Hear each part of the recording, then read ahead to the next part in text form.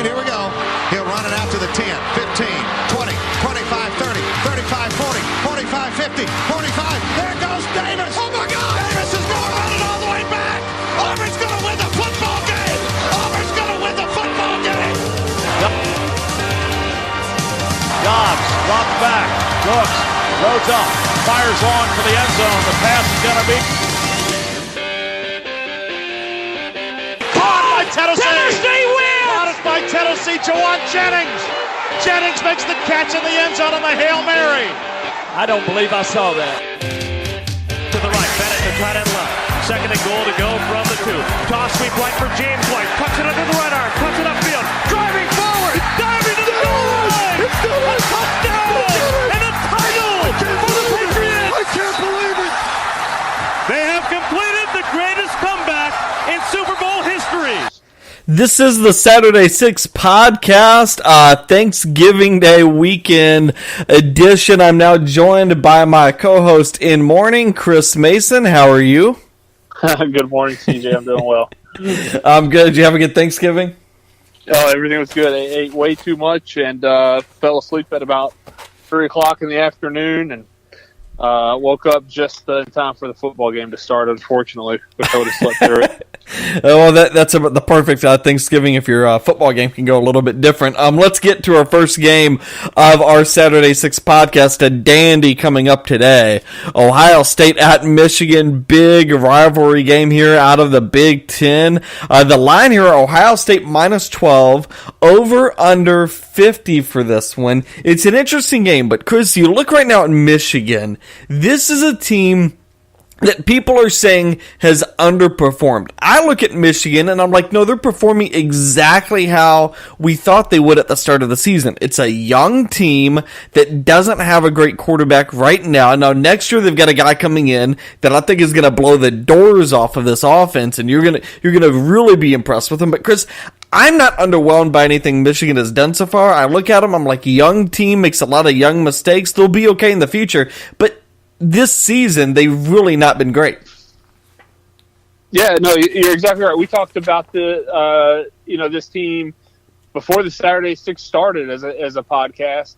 Early on before the season started, we said, look, their offense is young. Their defense is going to keep them in some games and allow them to win some games, but they're going to be hit or miss throughout the season, and that's what they've done. They pretty much have won the games that we've expected them to against Maryland, Minnesota, Rutgers, and lost the games that we've expected them to, Wisconsin and Penn State as an example. No, you're exactly right. And one of the other things I want to get to as we get into this game is a lot of people are looking at this and they're pretty confused on who to pick. I'm just going to give you a little bit of an idea here. Michigan lives and dies by their defense, right? Well, they've not faced a good offense yet. Here's a list of the teams Michigan has faced throughout the season: Florida, Cincinnati, Air Force, Purdue, Michigan State, Indiana, Penn State, Rutgers, Minnesota, Maryland. Only one of those teams has even a capable offense, Penn State, and that team put up 42 on Michigan. So, and they played Wisconsin. Wisconsin doesn't have a good offense either. So you look at Michigan's defense and what they've been able to do. They do it against subpar offenses, and Ohio State has a really good offense. So I look at this game, Chris. I think there's a potential for another big loss for Michigan. I don't have any problem with this 12-point line. Yeah, it's a big line. The only thing that gives Michigan hope is a lot of times these rivalry games at home, if you can get your team emotionally involved, especially in the first, let's call it the first half of the game, then you can maybe get out to a nice lead and end up holding it throughout the rest of the game. And, maybe Michigan is able to do that with some of the young players they have on their offense. So that's what my hope would be for if you're a Michigan fan. Now, Ohio State this season, right now they are technically somehow or another still in this playoff race. It doesn't really make any sense to me, and this is something we can discuss on Wednesday. But I look at Ohio State, Chris. I'm like, they've got some nice wins. Obviously, the one against Penn State. They beat what I think is a decent Indiana team at the start of the season, and they just smoked Michigan State 48-3. But I can't get in on a team that has 2 blowout losses if we're talking about a team going into playoffs. And that's my biggest issue with Ohio State. Sometimes they're great, Michigan State, Penn State, and then other times, Iowa, Oklahoma, it's like they don't even show up for the game. So, Chris, is there a potential, you mentioned about Michigan getting off to an early lead, is there a potential that this game this afternoon, Ohio State just comes out and they're completely flat? No, I don't think so. I don't think they're going to be completely flat. Look, it's Urban Meyer, and he knows how to get his team ready to play a game. But yeah, they've had a couple mishaps throughout this season. But I just think that's just who they are this year. I don't think they're that great of a team this year. Well, let's get to our picks here. The line, Buckeyes -12, over under 50. Now, it is in Ann Arbor, Michigan. Supposed to be a cold one. Chris, what do you have? I know a lot of people are pulling this up for a defensive game. I'm going the other way. I'll go way over that.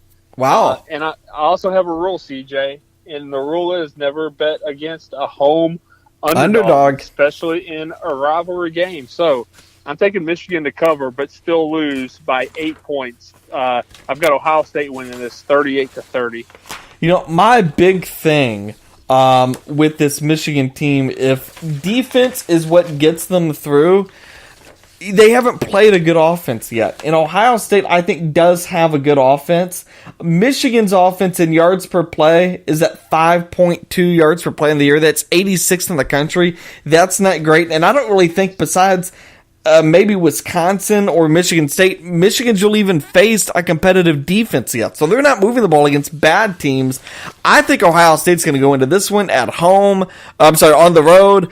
I think Ohio State, with the playoff chances on the line, goes in and wins that one 27-10, and I'm going to swallow those 12 points. Give me the Buckeyes in that one, and hopefully my wife can't hear me say that. She is a huge Ohio State hater. Anyways, let's get to our next game, the Iron Bowl. This is a big one, Chris. The line here, Alabama -4.5, over-under 47. Now, here's the interesting thing about that over-under. We just did Ohio State, Michigan. That's supposed to be a defensive game, right? That over-under is 50. This one, where you've got 2 legitimate offensive teams, the over-under is actually less. So, Chris, you hear that? A little bit surprised? No. Alabama allows 10 points a game, and Auburn allows 16 points a game. I think that's 1 and 2. As far as defenses points allowed for the per game. So, no, I'm not surprised. They do have good offenses, but their defenses are probably the best part on both teams of these both football teams. You look at Alabama, Chris, and they got off to this hot start. They beat Florida State 24-7. Had a big time win over Ole Miss 66-3. Beat Texas A&M. And then past few weeks they've really dealt with a lot of injuries, particularly at linebacker. I think with the way Auburn runs the ball with Jarrett Stidham at quarterback for the Tigers, that becomes a big problem for Alabama going into this game, having all of those injuries. As far as looking at how to bet this game, what type of impact does that have for you? Yeah, it does, but I think it's just the next man up. They have enough depth on their team that they're not really dropping off, bringing some of these guys off the bench. If this was a second tier, let's say SEC team, it would be a huge impact. Let's call it Kentucky. Kentucky loses their offense, their middle linebacker. They're done. All right, they can put in a freshman that's never been in the game before. Alabama or Auburn, they just bring the next guy off the bench, and it's some 4-star recruit that's now a junior that's going to be in the NFL in 2 years. So it's a little bit easier, and I don't know that that's the case in this situation, but typically is. No, I agree to an extent with what you're saying in that, you take one of these guys off of the Alabama squad and it's like, okay, well, they've had like the number 1 recruiting class for the past, 5 straight years. So you're just replacing them with the guy that you haven't heard of. And, in the NFL, we love to hear about guys we've never heard of. That's why we fall in love with the draft. In college football, we view that as like the worst thing in the world of, I've never heard of this linebacker. So since they're taking out their All-American, all of a sudden this defense just isn't the same. And I think there's something to that. But the one thing I want to point out with I want to point out, though, is Alabama's depth at the linebacking position is absolutely miserable. They're only going to go into this game with about 5 linebackers. Auburn's a team that's going to pound the rock all day long today. And I think Alabama, at some point, even if these linebackers are super, super talented, you're now giving me really tired guys in the third and fourth quarter. I think this is one of those games where Alabama's got to get off to a big lead early on if they want to win, because Auburn late has a huge depth advantage over Alabama, and that's where I think Auburn could get the win in this one. Chris, you look at the Tigers and what Jarrett Stidham's been doing with this team. They look like right now they could make the playoffs. Does this look like maybe a championship team all of a sudden?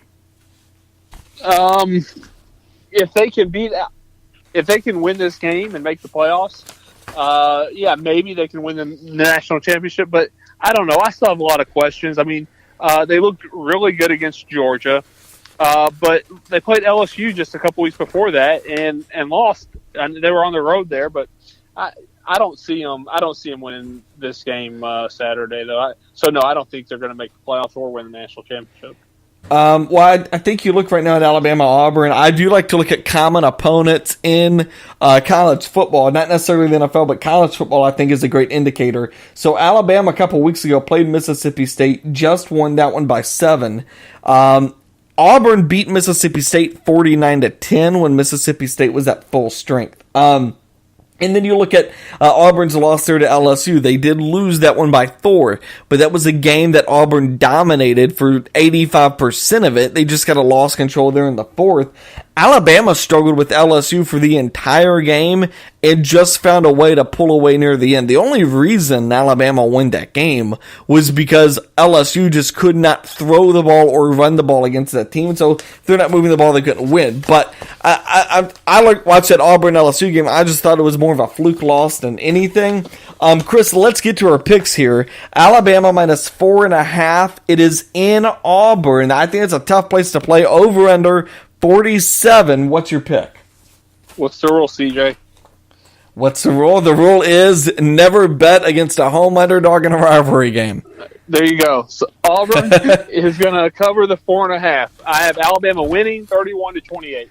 31-28. Wow, and you go the over there. Interesting take. Now, listen, I think I've got Auburn winning this one as well because I look at Jarrett Stidham, what he's doing. I think Alabama's really going to struggle to defend against Mr. Stidham, and that to me is just going to be too much for them to overcome with those linebackers that are out. I'm going to take the Tigers and Gus Malzahn to beat Alabama 27-21. I also go over on that one as well. Both Chris and I agree with Auburn covering that spread of 47 points. Chris, let's get to our next game. Big rivalry game here in rivalry week. This one down in the state of South Carolina. And you've got the Clemson Tigers still in that championship discussion. Right now, a top 4 team according to Vegas, according to the college football playoff poll. And here they have to travel to Columbia, South Carolina, just up the road a little bit to take on the South Carolina Gamecocks, who have won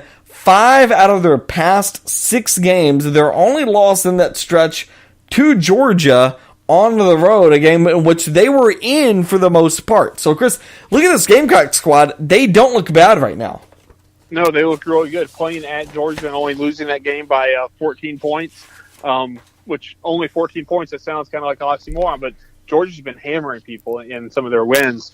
It was a late touchdown that gave them the 14-point lead. So it wasn't like Georgia had control of that game the entire way. South Carolina was in it up until the very end. That's right. They've really kind of turned this season around. Now, if you look at some of the opponents that they've played here in the last 5 or 6 games, Tennessee, Vanderbilt, Florida, and Wofford, I mean, that's not the hardest schedule. Maybe 10 years ago it might have been a little bit harder. Yeah. But so they really haven't – that doesn't really show me too much. We'll see what they do against Clemson. Well, that's the one thing I want to point out about South Carolina. You know, it's kind of funny. At the start of the year, I'm listening to a lot of people, and they're talking about South Carolina and the schedule being incredibly tough. And at the start of the year, it looked tough, but now as we look back, this is actually one of the weaker schedules in the country. They started off with NC State. That, to me, is their only good win, and they won that one by 7. And then they beat Missouri 31-13. Now, that looks like a good win now, but Missouri at the second game of the season was not the same team whatsoever. And then you look at the other teams they're playing. Here's the bowl teams they're playing: Kentucky, Texas A&M, Georgia. Those are the 3 bowl teams they played. They lost all 3 of those games. Their wins are coming against teams like Arkansas, Tennessee, who just fired the coach. Arkansas is about ready to fire the coach. Vanderbilt at home. Florida fired their coach. They won that one. And then Wofford, they really didn't win that game by a lot. Only 31-10. Wofford kind of stayed in that game for a little bit. My other big problem with the Gamecocks is I look at net yards per play to get a really good feel of how good your team is on both sides of the ball. South Carolina is just at 0.2 net yards per play. That's not a lot, Chris. That for me is a big problem. And I look at Clemson. This is a really good defense coming into this game. Oh, Clemson's defense is outstanding, yeah. And, man, I'll tell you what, I had wrote this team off. That loss at Syracuse, I said Clemson is done. I thought they would probably at least have another loss coming into kind of crunch time here. Their defense has really done them wonders, only allowing 14 points a game. So, very, very good. Well, you know, and everybody keeps talking about Clemson being in all these close games, which I'm like, okay, well, first of all, that's what this team was last year. But then you look at these games, they're not really all that close. There's only 2 teams. Besides Syracuse, the game that lost, there's only 2 teams that have stayed within 10 points of them. Auburn and NC State. Well, Auburn is in the playoff chase. NC State's a ranked team heading to a bowl.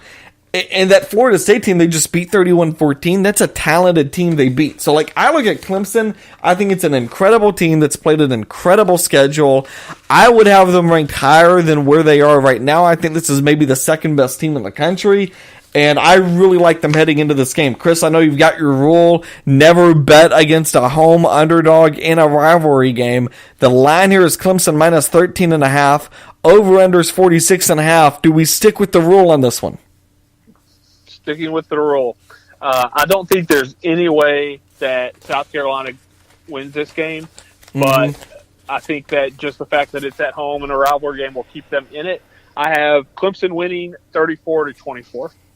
Wow, so here's, it's kind of funny. When I was doing my homework on these, I'm thinking to myself, I really like Clemson. I was going to take them to cover the 13.5 originally, and I'm looking at this now, and I do think there's something to Clemson doesn't really put away teams, and they don't win games by a ton, but this goes back years and years and years. We do go into South Carolina, so I'm going to take Clemson, but I'm taking South Carolina to cover the points here. So give me Clemson winning this one 28-17 over the Gamecocks. All right, let's get to our last college football game of our Saturday 6 podcast. We've got a couple NFL games for you after that. Chris, the next one here, Notre Dame at Stanford.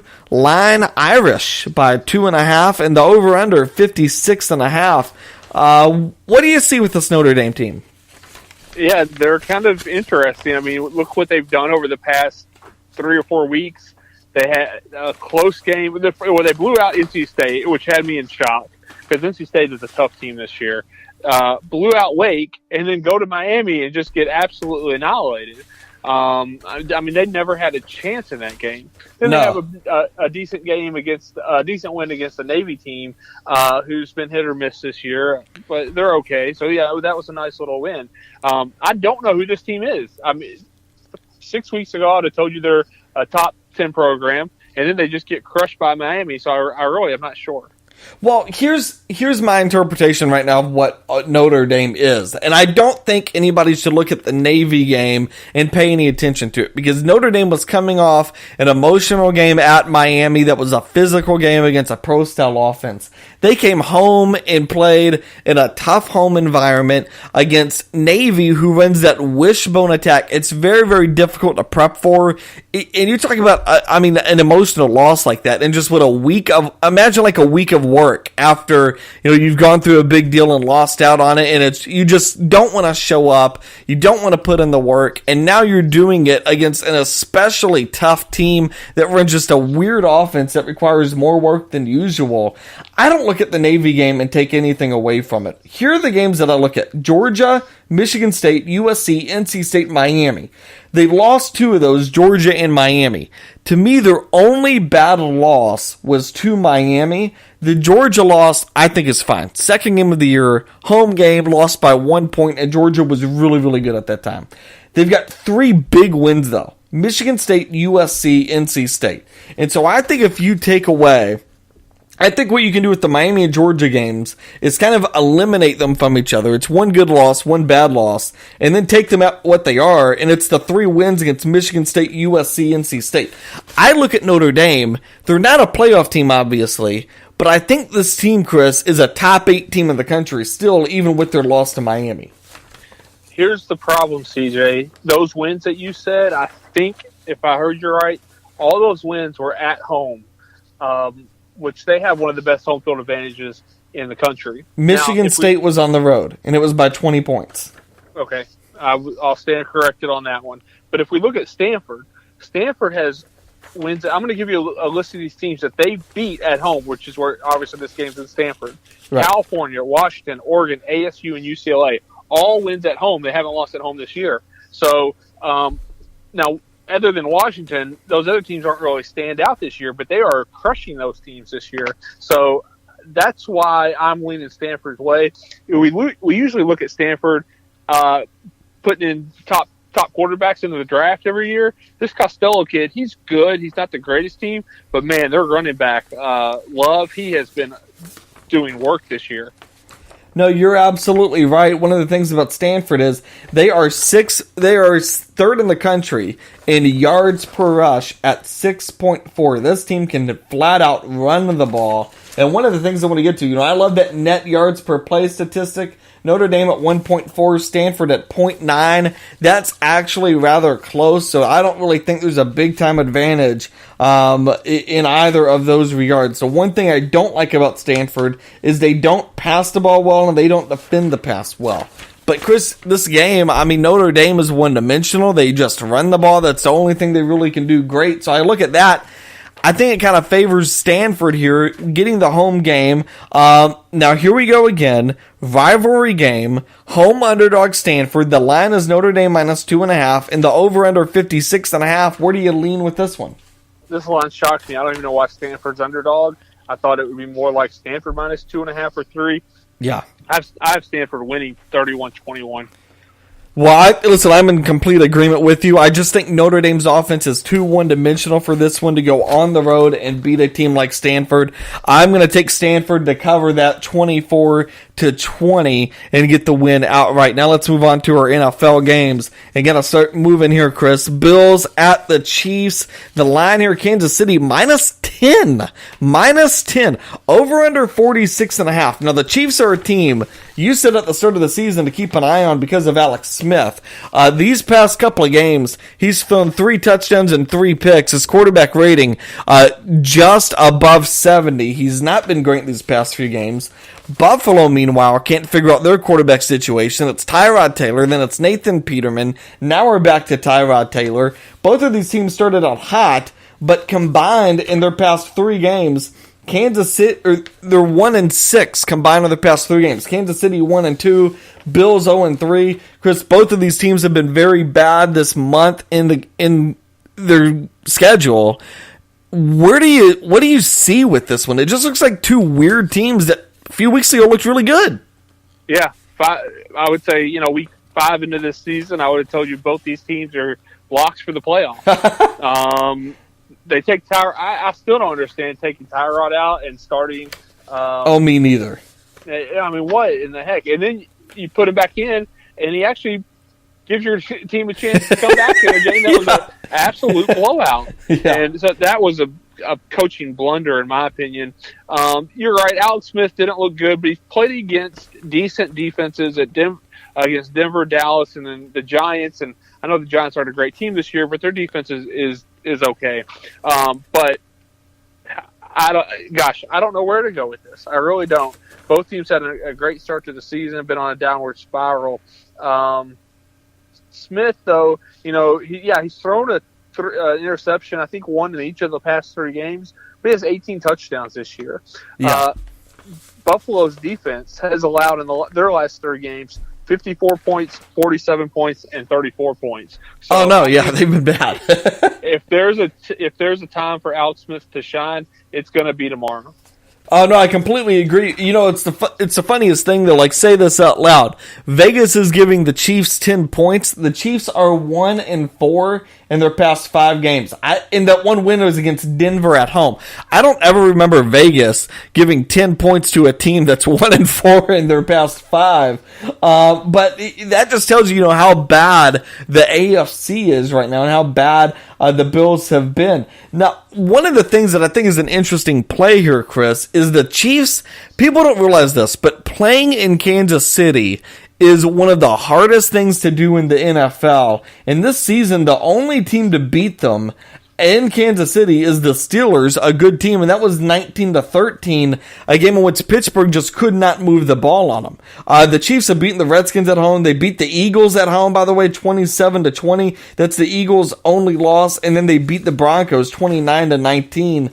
I think there's something about this home field with the Chiefs. No, yeah, you're definitely right, especially once it kind of turns into these winter months. It gets kind of cold and windy up there, so there's definitely right. Chiefs do have a nice home field advantage. Let's get to a... Go ahead. No, I was just going to say this is a big line. It kind of had me dumbfounded, but I have a strong lean.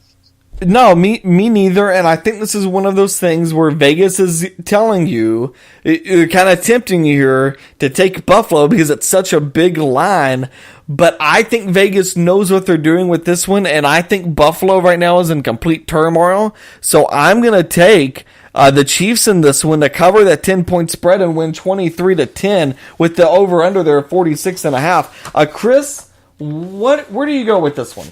I have it going way over. I think the Chiefs are going to do very well against this kind of bad Buffalo defense. I think Buffalo is going to look okay offensively, but they're just not going to be able to keep up with Kansas City. So I've got Kansas City winning 42-24. Oh my goodness!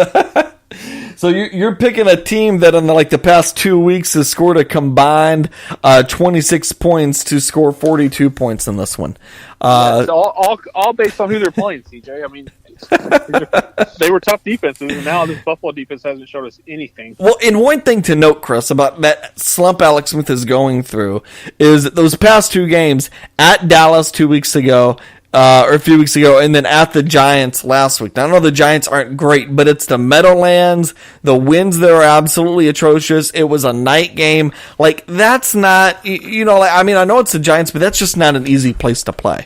All right, let's get to our last game of the Saturday 6 podcast. This is one I absolutely love, and I have no idea where to go on it. Saints at Rams. The line here, Rams -2, over under 53.5. So, Chris, these Rams came in last week looking red hot, winning 4 straight. Then they go into Minnesota, can't do anything on offense, and got beat 24-7. Jared Goff, Rams, looks like a good team, right? I think you're reading my notes, CJ. So what I have here is both the teams are very comparable. They score about 30 points a game, and they allowed 19 to 20 points a game, and they've got a lot of wins stacked up against them. The Rams, gosh, they look like they're one of the best teams in the NFL. They lost to Minnesota at Minnesota, and Minnesota, of course, we saw what they did to the Lions this past Thursday. So I think Minnesota is one of the best teams out there. I'm not discounting the Rams too much by that loss. No, I wouldn't either. And one of the things I would say about Minnesota, and I said this when they built that stadium and they played like the first 3 or 4 games in Minnesota, I said, that is maybe next to Seattle, the best home field advantage in the NFL. It is so incredibly loud inside of that stadium if you listen to it, and it's just not a fun environment for a quarterback. Jared Goff is in his second year as a quarterback. And, they're coming off that big 4-game winning streak. They go into Minnesota. Not only are they playing in a tough environment, but that defense from Minnesota was really, really, really good. We saw that last night, too, or Thursday night as well. So I look at the Rams. I think that team is very, very good, and I love NFL teams that are coming off of blowout losses because I just think it's a week of insanity at practice. Now, the Saints, Chris, have been absolutely ridiculous lately, winning 8 straight games. They've won 8 straight, and they're averaging, through this 8-game stretch, 32 points per game. One of the things I love is they are number 1 in the league in yards per play at 6.4, and they net in the NFL, this is a big number, they net yards per play 1. So meaning between their defense and their offense, they're netting 1 yard per play. That's actually a huge number in the NFL. They do a very good job in third down. 7th in the league in the red zone. The Saints have one of the best offenses in the league. And it's not just Drew Brees anymore. They can run the ball now.